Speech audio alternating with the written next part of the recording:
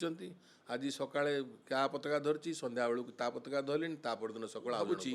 ए आईन रे टिके परिवर्तन दरकार नचेत गणतंत्र सुरक्षित नुह कानून व्यवस्था भितर सब बेले जो माने आईन तैयारी करती गोटे गलाबाट रखी था सुहाइला बेले एठी आपण देखिए एक तृतीयांश सभ्य निर्वाचित सभ्य रिक्विजिशन देवे कलेक्टर को रिक्विजिशन पाइबार 10 दिन भितर गोटे जगह टाइम ठिकना करेंगे जोटि भोटिंग नियाब से भोटिंग रे 2/3 मेंबर प्रेजेंट थिबे एवं 2/3 मेजोरिटी प्रेजेंट थिबे ताले से मीटिंग कंटिन्यू करिवो जदि 2/3 नथिबे से मीटिंगटा भांगी दिबो अनास्था प्रस्ताव मीटिंग हो पारिबनी किंतु जदि 2/3 मेटर अच्छी ताले भोटिंग निया जिवो भोटिंग रे 2/3 मेजोरिटी आसिले रिमूव हो जिवो एटा हला मेकानिकल प्रोसेस किंतु गणतांत्रिक किंबा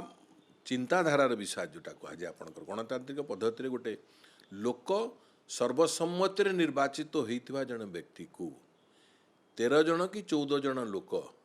गोटे रिक्विजिशन आणिकी रिमूव करदे यह केते दूर गणतंत्र सपक्ष जाऊँ ना गणतंत्र विरुद्धाचरण करुच्ची ये गोटे प्रश्न। द्वितीय प्रश्न जहाँ को आपण रिमूव करिया कि कोनो कॉन्फिडेंस आणिबे ता विरुद्ध रे किछ कारण थिबा दरकार कौन कारण से कारणटा जो पर्यंत प्रमाणित न होईची से लोक विरुद्ध से तार करप्ट लोक कि कैरेक्टरलेस लोक कि कौन से आईन बाहर जाकर काम करिची ये किसी गोटे जिनस प्रमाण सत्व थिबा दरकार जो प्रमाणक आपातत थिबा दरकार से आपातत प्रमाण उपरे ताकू गोटे अपॉर्चुनिटी देला परे आपण अनास्था प्रस्ताव आनी पारंती एटा हबा दरकार जोटा कि गणतंत्र कहूची कहीं कहबार कारण हूँ जोटा आपन को प्रथम कहली जे 10,000 लोक गोटे म्युनिसिपालिटी एरिया गोटे चेयरमैन को इलेक्ट कर 13 जन प्रतिनिधि ताकू रिमूव कर दौरान से लोक को कहीं पुणी से लोक से सर्व जो मैंने काउंस से एरिया अंचल जो मैंने भोटर से पाखक से रिमूवाल कि नो कॉन्फिडेंस कहीं आउ थे रेफरेंडम कहीं नजा कौन गणतंत्र परिपंथी ना विरोधापंथी परिपंथी विरोधापंथी नुह तेणुक ये अवस्था मु भावुची ए आईन रे टिके परिवर्तन दरकार नचेत गणतंत्र सुरक्षित नुह। आपण देखिए जोठी सरकार परिवर्तन हुए एवं विरोधी पार्टी सरकार आसंती प्राय सबु राज्य रे पंचायत एवं म्युनिसिपालिटी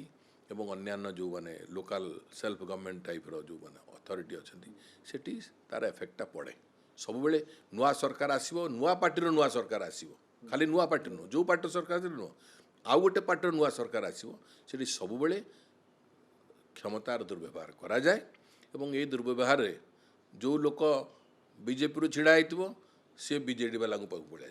बीजेडी रो छिड़ा आइतबो से कांग्रेस वाला को भेड़ो आ देश रे तो राजनीतिर अवस्था जहाँ देखुंत आज सका क्या पताका धरची संध्या बेलू ता पताका धरले दिन सका आउ जन पताका धरले पूर्व सरकार जोटा हमर थिला ओडिसा रो कथा आपण कहउछथि सी ए व्यवस्थाटा गोटे एमती जानिकिना करा हेतिला कि लागु मते लागु जे हुए तो जदि हम जेतु आसुतले कंटीन्यूअस आम भविष्य आसु जो माने आम कंट्रोल न रही हुए तो कोटी बीजेपी आसीबो कोटी कांग्रेस आसीबो ताकू परवर्ती समय एमती अनास्था प्रस्ताव आनी हटिया पई हम गोटे बाट रखिले नाही ए आईनटा होची 1950 रो नो कॉन्फिडेंस प्रोविजनटा सेतबेलू थिला सेतरे किछि परिवर्तन कराई कहीं